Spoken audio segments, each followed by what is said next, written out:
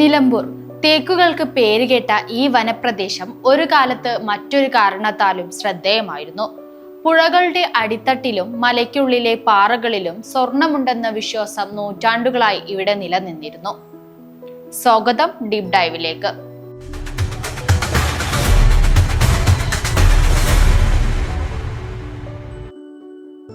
ബ്രിട്ടീഷുകാരുടെ വരവിനു മുൻപേ സ്വർണം എന്ന മായാലോഹത്തിന്റെ തരികൾ തേടി മരുത്തുമലയിലേക്കും ഉൾവനങ്ങളിലേക്കും പോയവരെ കുറിച്ചുള്ള വാമൊഴികൾ നിലമ്പൂരിലുണ്ട്.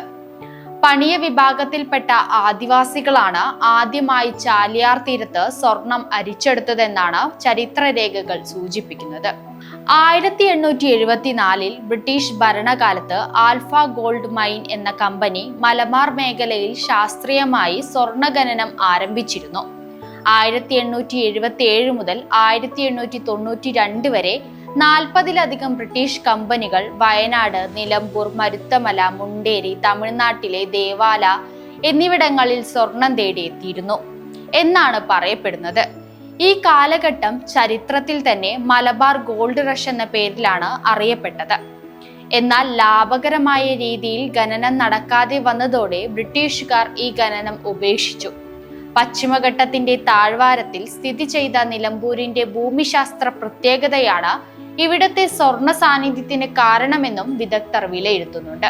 തമിഴ്നാട് കേരള അതിർത്തിയിലെ പന്തല്ലൂർ വനമേഖലയിലെ ദേവാല പ്രദേശത്ത് വലിയ സ്വർണ്ണ നിക്ഷേപമുണ്ടെന്ന് ബ്രിട്ടീഷുകാർ പഠനത്തിലൂടെ കണ്ടെത്തിയിരുന്നു.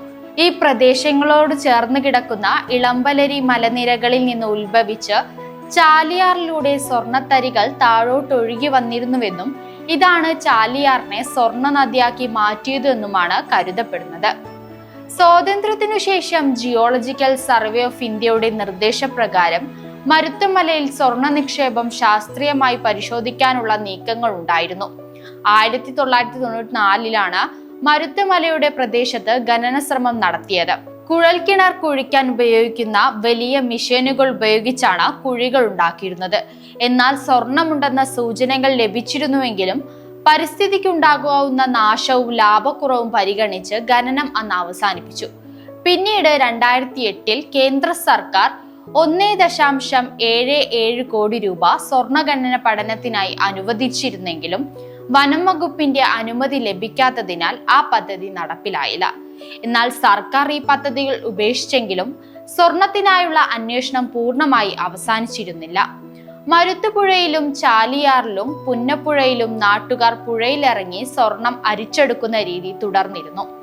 യന്ത്രങ്ങളില്ലാതെ കൈകൊണ്ട് മാത്രം പുഴയുടെ അടിത്തട്ടിൽ കുഴിയെടുത്ത് മണൽ ശേഖരിച്ച് മരവി എന്ന മരപ്പാത്രത്തിലായിരുന്നു അരിച്ചെടുത്തിരുന്നത്. മണിക്കൂറുകളോളവും ദിവസങ്ങളോളവും നീണ്ട കഠിനാധ്വാനത്തിനു ശേഷം 3 ദിവസത്തെ അധ്വാനത്തിനൊടുവിൽ 100 മുതൽ 150 മില്ലി വരെ സ്വർണം മാത്രമായിരുന്നു അന്ന് അവർക്ക് ലഭിച്ചിരുന്നത്. ചില ദിവസങ്ങളിൽ 800 മുതൽ 1000 വരെയും ലഭിച്ചിരുന്നു. പല ദിവസങ്ങളിലും സ്വർണം അടിച്ചെടുത്തിരുന്നുവെങ്കിലും ഒന്നും തന്നെ കിട്ടിയിരുന്നില്ല.